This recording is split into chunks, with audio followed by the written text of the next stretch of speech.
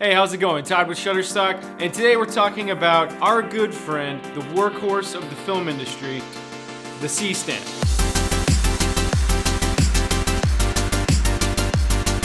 Now, CStands are a pretty incredible thing. There's not a whole lot of on-set problems that can't be solved with one. For instance, you can use them to hold up some bounce or diffusion, flags, backdrops.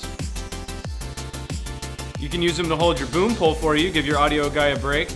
You could use them to extend a light over your scene to give your subject a nice backlight, kind of like the one I've got right now. And if you're feeling kind of lonely, they can even keep you company.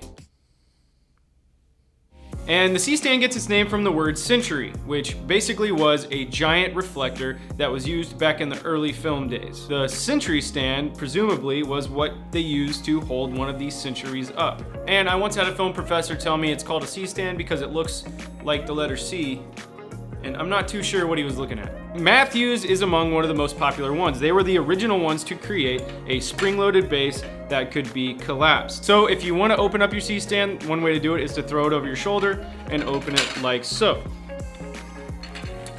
Except good, like that. This particular CStand has what's called a Rocky Mountain base, which means this biggest leg can slide up and down. That way you're able to use it on unlevel surfaces like stairs or curbs or things like that. And this CStand from Impact has a really nice and handy quick release lever that you just pull it and the legs can swing out really easily. So a few quick rules about using CStands. You always want the weight or whatever you're putting on the CStand to be to the right of the handle. This is because when you do it this way, the CStand is actually going to tighten itself.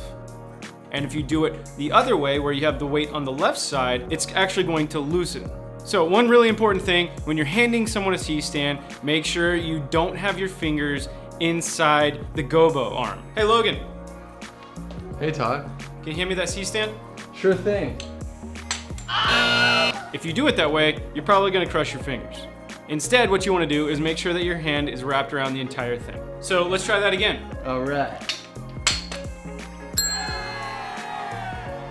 Another thing is you always want to make sure that the biggest leg of the CStand is pointed towards the weight. So if you have a light or a diffuser or a flag on the end, you always want to make sure that the big leg is pointed in the same direction.